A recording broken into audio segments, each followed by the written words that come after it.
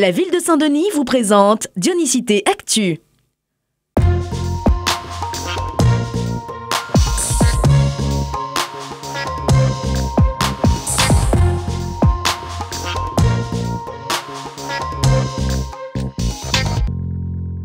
Vous les avez sûrement déjà aperçus avec leur polo bleu au centre-ville de Saint-Denis. Ces médiateurs de nuit sont présents chaque soir, du jeudi au samedi, sur le carré cathédrale et aux sorties de boîtes de nuit dionysiennes. Mais quel est le rôle de ces médiateurs? On est là pour amener la sécurité aux personnes qui viennent manger au restaurant en famille, en couple. On essaye d'éviter les conflits en fait, pour ne pas avoir de bagarres et tout. On essaye de parler avant d'arriver à quelque chose. S'il y a des vols et tout, on essaye d'arrêter. On est là justement pour appeler les pompiers, il y a une bagarre. Et si la bagarre est déjà lancée, on ne peut pas entrer dedans. On est là aussi pour appeler la police. Notre but c'est ça aussi de médiateur. Désamorcer les situations tendues, prévenir les incivilités et les nuisances sonores, la liste est longue. Ainsi, ce dispositif mis en place en décembre 2017 vise les lieux sensibles du centre-ville. La ville poursuit les efforts qu'elle a souhaité engager dans le cadre du schéma de tranquillité publique et cette nouvelle action répond effectivement à un réel besoin à Saint-Denis sur des zones fréquentées qui s'avèrent être des espaces de loisirs et de détente. Cette action de médiation de nuit sera complétée par l'installation de 13 caméras de surveillance sur le carré cathédrale et le Barachois dès le mois de mai 2018.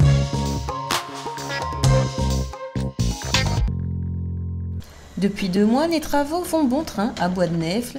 Pour cause, la ville de Saint-Denis a lancé l'aménagement d'un carrefour à sens giratoire, un projet plus que nécessaire dans un secteur en plein développement. Ce chantier, il a été prévu dans le cadre de la livraison du lycée Nord, donc qui se situe juste au-dessus, à côté du collège.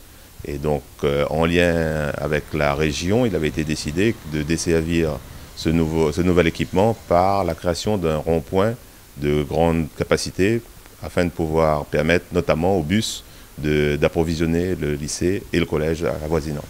Le chantier visant à fluidifier la circulation dans le secteur est estimé à 450 000 €.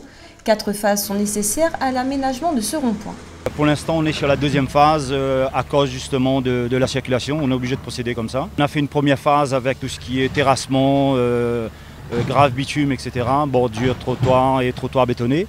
Et là, on a basculé la circulation d'un côté pour justement attaquer la deuxième phase avec le même principe, terrassement, pose de bordure, béton de trottoir et grave bitume dans la foulée. Dans quelques jours, les équipes entameront la 3e puis la dernière phase des travaux.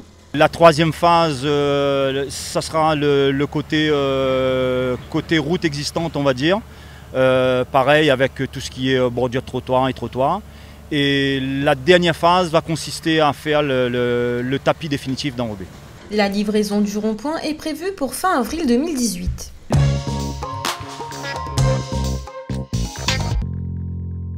L'image de la semaine, c'est le retour des 3 clubs dionysiens de Kyokushinkai à La Réunion. Ils ont participé au championnat de karaté Arnold Classic en Australie, une arrivée à l'aéroport qui s'est faite en musique pour fêter les 18 médailles gagnées.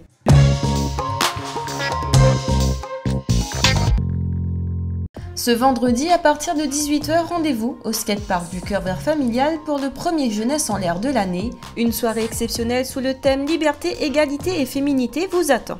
La ville de Saint-Denis fête le 50e anniversaire de l'indépendance de l'île Maurice. Au programme Village mauricien à l'ancien hôtel de ville le 23, levée de drapeaux et plateau artistique le 24 sur le Barachois. Plus d'infos sur le site de la ville www.saintdenis.re. Votre Diony Actu est à présent terminé. Rendez-vous mercredi prochain pour votre Dionysité Mag. Bon week-end et à bientôt.